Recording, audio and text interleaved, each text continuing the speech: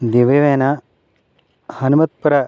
హనుమంతుడి యొక్క శ్రీపాదాలు అనుకోవచ్చు మనం. ఇది దక్షిణ భాగంలో స్వామివారు ఎడంకాలు వేసి దక్షిణానికి అంటే సీతమ్మవారిని వెతుక్కుంటూ వెళ్ళేటప్పుడు దక్షిణానికి మనం ఈ యొక్క కాలును మోపి స్వామివారు లంక వైపు ప్రవహించినట్టు ఈ యొక్క పాదాలు మనకి గోచరిస్తున్నాయి.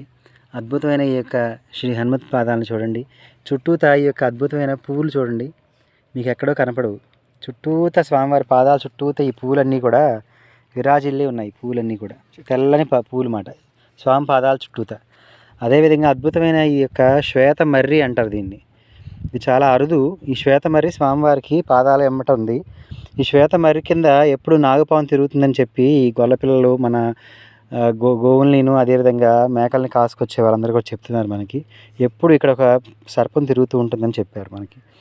స్వామివారి ఆజ్ఞని ఇచ్చారు. అటువంటి సర్పం మనకి ఇక్కడ కనపడ